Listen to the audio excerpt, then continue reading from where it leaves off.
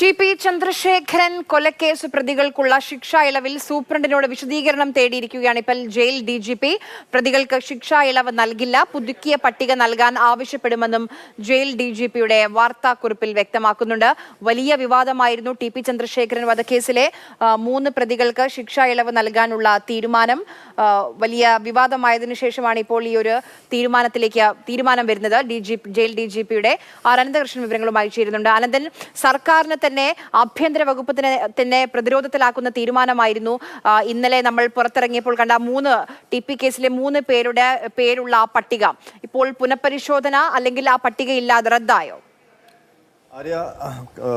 TP. കേസിലെ 3 പ്രതികൾ ഉൾപ്പെടെ കണ്ണൂർ സെൻട്രൽ ജയിലിലെ തടവുകാർക്ക് ശിക്ഷാ ഇളവ് നൽകിക്കൊണ്ടുള്ള ശുപാർശ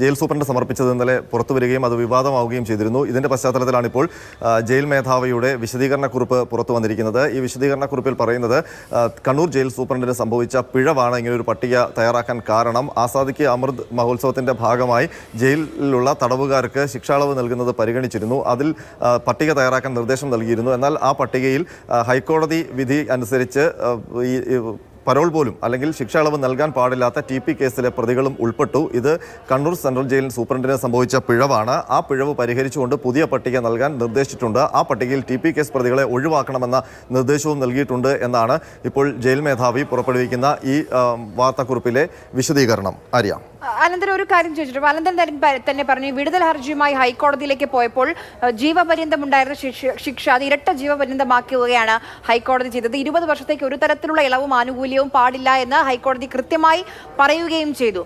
അത് അറിയാതെയാണ് ഈ ജയിൽ സൂപ്രണ്ട് ഈ ഒരു പട്ടികയുമായി മുന്നോട്ട് പോയതെന്നാണോ മനസ്സിലാക്കേണ്ടത്? തീർച്ചയായിട്ടും അങ്ങനെ കരുതാൻ കഴിയില്ല. കാരണം 20 വർഷം മുകളിൽ ശിക്ഷ വിധിക്കപ്പെട്ട പ്രതികളാണ്. അവർക്ക് ശിക്ഷാ ഇളവ് നൽകാൻ ഒരു തരത്തിലും പാടില്ല. അത് ഹൈക്കോടതിയുടെ ഉത്തരവ് നിലനിൽക്കുകയാണ്.